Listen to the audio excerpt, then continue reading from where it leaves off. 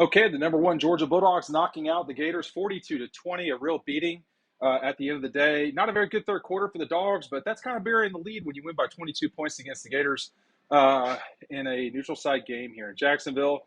Stetson, it was not a great night, but when he needed to, he delivered the ball. It was the three turnovers. I mean, that's really what made this game go from 49 to 13 to 42 to 10, 20 or whatever the score was. So, I mean, look, Georgia was a lot better. In the first half, you could just, it was obvious to me, in the first couple of drives, Florida can't play with these guys. And the Gators, they go back to the drawing board. It was good to see Billy Napier and Stetson embrace after the game. If you've not seen that, you need to go check that out on Dog Post. And that's something that we had, I guess it's on our YouTube page. Hey, just real quick, too, I wanted to not forget to mention this. Don't fast forward. We've got an event with Kelee Ringo coming up on November 20th. Now, that is the day after Georgia plays at Kentucky. It's an autograph signing. If you want anything signed by Kelee Ringo, he's not done a lot of these. We've got something done to where Kelee is going to agree to be there. But I'm not. There's not going to be a lot of these available to the public. And we're talking about dozens of people that are going to be able to get in, not hundreds. So this is an exclusive event. You can get any one thing that you want signed from Kelee, and of course, you get a book for free. So it's all encompassing. The link is down below. That is November 20th, the Sunday after Kentucky, at about 6 o'clock.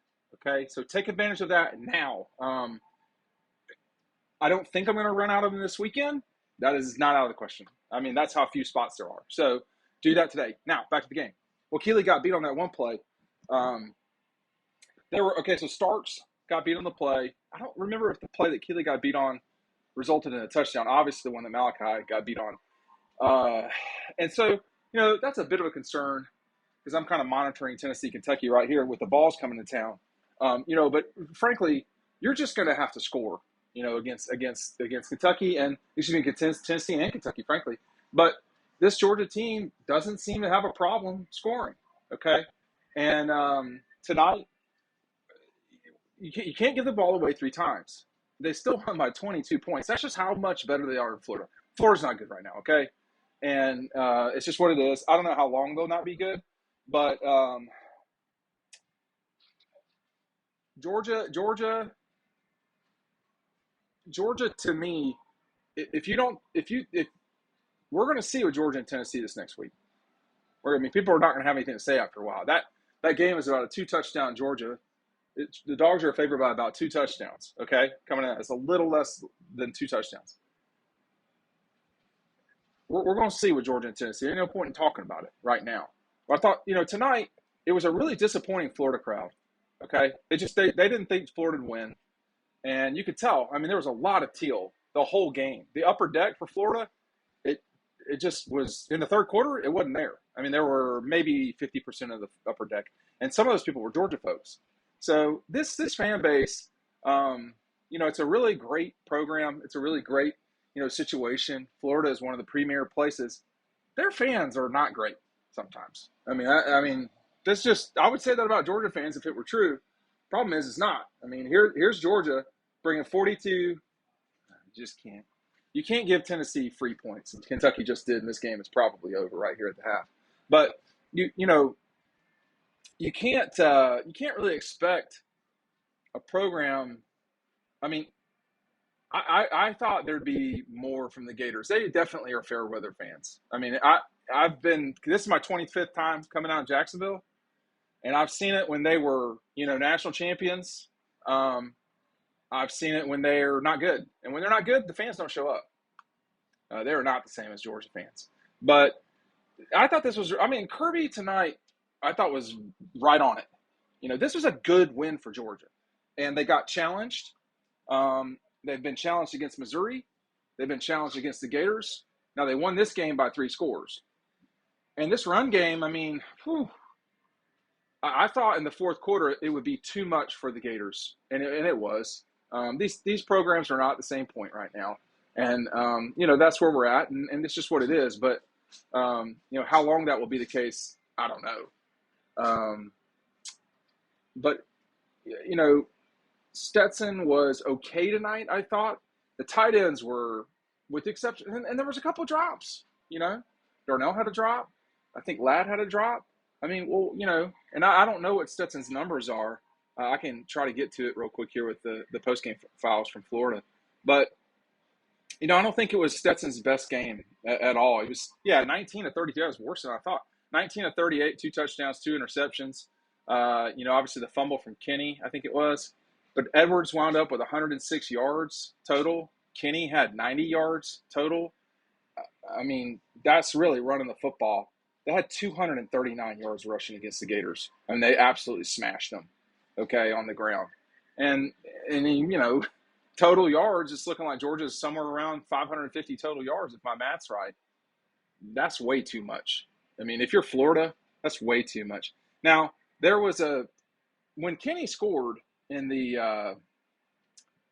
when Kenny scored his touchdown, 555 yards of offense. Georgia really could have won this game by a lot worse. They really could have. And they did not play their best game, that's for sure. They dominated in the first quarter, and then Florida really dominated the third. The problem for the Gators was when they got in the red zone, you know, they scored one touchdown. And that was it. You know, that's just not good enough. But this is a really difficult defense to deal with. And when you get down 28 to 3, you're not going to win. I mean, like, no one makes these, you know, 25-point comebacks. Stuff like that just doesn't happen. You know, Florida's first 1, 2, 3, 4, 5 possessions were punts. You know, 5 of their first 6 possessions were punts, and then they strung together 3 scores in a row, and then, you know, they couldn't convert a fourth down. Florida did not turn the ball over, and here's how Georgia did it. They went punt, touchdown, touchdown, interception, touchdown, punt, touchdown, fumble, interception. That's when Florida started getting into the game. Touchdown, touchdown. That's a lot of touchdowns. You know, that's a lot of touchdowns. But the thing to me, again, having come down here for so long, it really is such a special game. It is too bad the Gators are not good right now. And they've not been good for a while. This 2 years in a row has just been, you know, a while for them. And they, you know, they may have gone too quick with getting rid of Mullen. I don't know. I don't think tonight proves that. But that was falling apart at the same time. So you just kind of cannot win after a while, you know? I mean, like if you're Florida, the Mullen thing was falling apart, and it doesn't feel like Napier's even close to falling apart. But, you know, Dan's first game against Georgia was pretty competitive. I mean, it was more competitive than this. I mean, the Gators had a lead in the third quarter, in 18 or whenever it was. But, you know, this play from Brock Bowers, that play was amazing. I'm just watching it on the replay.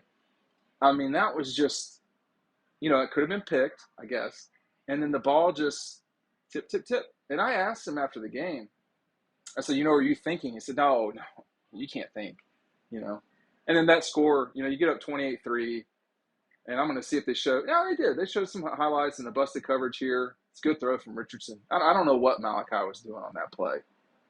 But that was it. I mean, and then Georgia scored 2 more touchdowns, and the game was over. Edwards is just – they're good. Georgia's good. I mean, you're not going to play games against legitimate you're not going to play games against legitimate SEC teams and they just roll over and die. You know, Auburn, Florida, these are brand name programs. They do not just give up because you're Georgia. And we saw with the Gators in the third quarter, we saw with Auburn in the first half. You know, they got pride. They go and practice. They wake up at 5:30 in the morning when they're, you know, doing workouts. They're just not as good as Georgia, and like that's the sort of global takeaway. But moving forward, you know, it's all on the line against Tennessee because I'll tell you right now, I don't.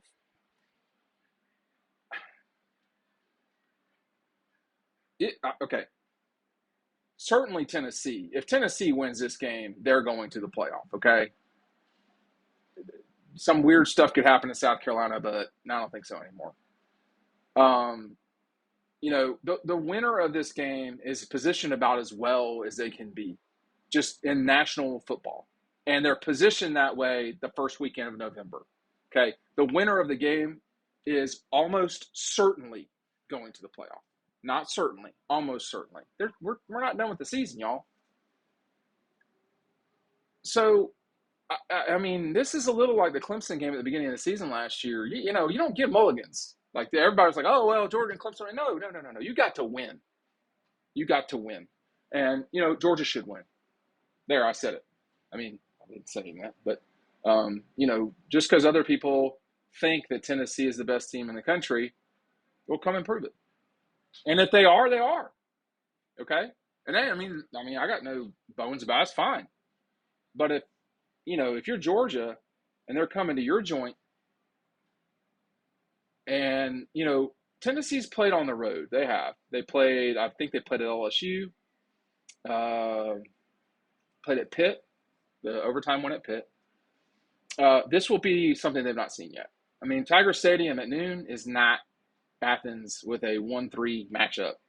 So this will be a really challenging game for both teams. Georgia's the better team. They should win.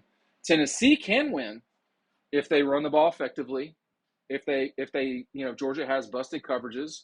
If Georgia has a 3 turnover night. These are all ways for the Vols to win. Now, Tennessee's defense is not good. Okay, they're not, and Georgia's defense is. So Georgia's offense is good. Georgia's defense is good. Georgia's special teams are good. Tennessee's offense is good. Tennessee's defense is bad. I don't know about. I mean, they missed an extra point tonight, so their special teams are okay probably. So is Tennessee's offense so much better than the entire team of Georgia that they will win the game? It is possible. Yes. Can they do that for 60 minutes? I don't know.